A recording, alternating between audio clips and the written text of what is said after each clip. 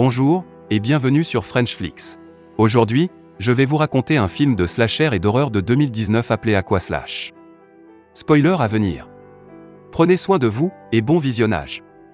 Le film commence avec un homme et une femme qui s'embrassent dans un parc aquatique. Cindy et Brad sont tous deux sauveteurs. Cette nuit, ils prévoient de s'amuser sur les toboggans. Mais soudain, une silhouette mystérieuse apparaît avec une machette. Le couple est tué et meurt dans le parc. Le film se déplace ensuite à Valley Hills High School, où les élèves apprennent qu'ils fêteront leur remise des diplômes dans un parc appelé Wet Valley Water Park. Alice, la présidente des élèves, annonce cette nouvelle depuis sa voiture. Et tous les élèves sont heureux à cette annonce. Non seulement ils pourront s'amuser, mais ils resteront également 3 jours dans le parc. Un étudiant nommé Josh vient avec 2 amis, Chad et Slim. Ils rejoignent un groupe étudiant appelé The Blad. Alors qu'ils préparent les instruments, un vieil homme nommé Carter s'approche. Il explique qu'il est maître nageur. Il travaille même depuis 35 ans et le propriétaire du parc aquatique lui fait toujours confiance pour gérer le lieu. Une fille nommée Kimberly s'approche alors de Josh et ses amis. Kimberly était l'ex-petite amie de Josh au lycée. Maintenant, elle travaille au parc aquatique en tant que surveillante. Le petit ami de Kimberly, Tommy, se rapproche. On comprend que Tommy n'aime pas leur proximité. Tommy emmène ensuite Kimberly déjeuner. La scène se déplace vers Michael, le père de Josh.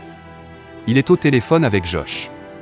Josh demande à Michael de venir au parc pour voir son groupe jouer ce soir-là. On peut voir que Michael a un plan de bâtiment dans sa voiture. La fête au parc aquatique a déjà commencé. Les nouveaux diplômés semblent apprécier l'événement. Ils s'amusent sur les fameux toboggans, qui sont très hauts et difficiles. Tous les étudiants apprécient la journée. Cependant, certains têtus apportent de l'alcool dans la piscine. Ils entrent en collision et l'un d'eux se blesse en heurtant une bouteille cassée. L'incident force le propriétaire du parc, Paul, à régler le problème.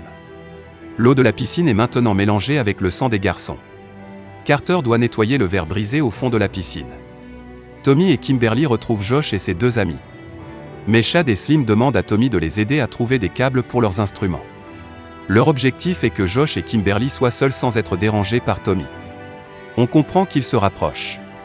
Ils vont se cacher pour s'amuser. Tommy est ennuyé de ne trouver Kimberly nulle part. Cette nuit-là, Michael dîne avec une belle femme nommée Priscilla. C'est l'épouse de Paul, le propriétaire du parc. Michael s'avère être un riche milliardaire très apprécié par les femmes. Le dîner devient intime. Après leur escapade, Josh et Kimberly reviennent au milieu du parc. Josh met l'ambiance avec son groupe. Pendant ce temps, Kimberly regarde l'émission de Josh. Tommy est jaloux et s'agace. Michael et Priscilla rejoignent également la piscine pour regarder le concert de Josh. Mais un étudiant nommé Phil a filmé secrètement Josh et Kimberly dans la salle de bain.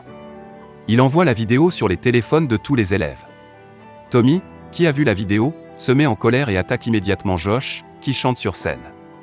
Les deux se battent jusqu'à ce que Tommy parte finalement. La fête devient encore plus chaotique lorsque Priscilla surprend Paul, son mari, en liaison avec l'une des étudiantes nommée Alice. La fête s'arrête et tout le monde quitte la scène. Au fur et à mesure que la nuit avance, Josh, le visage meurtri, est approché par son père. Michael est intéressé par l'achat du parc aquatique et demande son avis à Josh. Mais leur conversation est entendue par Alice. Alice va voir Paul et confronte sa décision de vendre le parc au père de Josh. Paul dit que le parc aquatique n'est pas sa seule source de revenus. Mais Alice ne le croit pas. Il se fait tard, et tous les étudiants sont dans leur chambre à se reposer. Sans bruit, quelqu'un perce l'un des toboggans et a placé 2 morceaux de fer tranchant au milieu. Comme s'il préparait un meurtre. Le matin arrive. Michael regarde le toboggan du parc et envisage de l'acheter. Soudain, une silhouette mystérieuse l'attaque. Une de ses jambes est touchée et il est traîné dans un petit entrepôt. Dans l'entrepôt exigu, on voit les corps de Cindy et Brad dans un état terrible. Ce sont les 2 sauveteurs de la piscine décédés au début du film.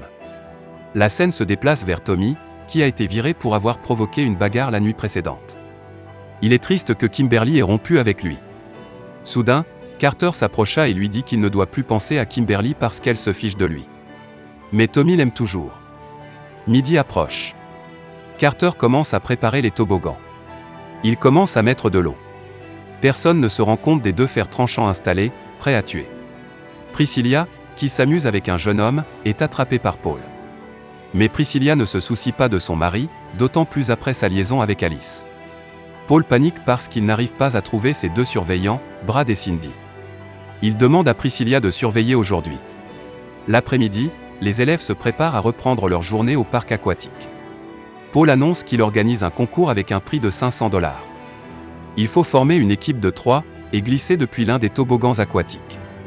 Le groupe qui glisse le plus rapidement sera déclaré vainqueur. Josh est très excité de participer au concours. Son équipe est bien sûr composée de Chad et Slim. Mais étrangement, il ne trouve Slim nulle part. Priscilla arrive avec un trophée. Elle annonce que la gagnante obtiendra l'argent et le trophée.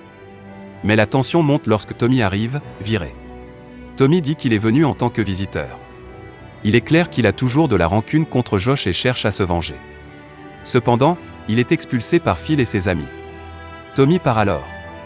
Comme Slim n'est pas venu, Josh et Chad demandent finalement à Kimberly de les rejoindre. Tommy, énervé de ne pas pouvoir participer, remarque une bizarrerie. Il remarque un problème sur une partie du toboggan. Et bien sûr, c'est là où la personne mystérieuse avait mis les 2 barres de fer la veille. Il trouve également des fragments de plastique provenant de trous du toboggan. Mais les étudiants ne sont pas conscients du danger qui les attend. Ils montent les escaliers avec excitation. Pendant ce temps, Carter garde un œil pour noter le groupe qui glissera le plus rapidement. Tommy est sûr que quelque chose ne va pas avec le toboggan et prévient immédiatement les étudiants. Malheureusement, personne ne l'écoute. Paul tire en l'air, signalant que la course démarre. Les élèves glissent immédiatement sur le toboggan, y compris l'équipe de Josh qui glisse sur le numéro 1. Mais Tommy les en empêche jusqu'à ce que Phil irrité le pousse et qu'il ne tombe dedans. Et bien sûr, la catastrophe arrive. Les 3 femmes qui glissent sur le toboggan numéro 3 heurtent les 2 barres de fer qui les découpent en morceaux.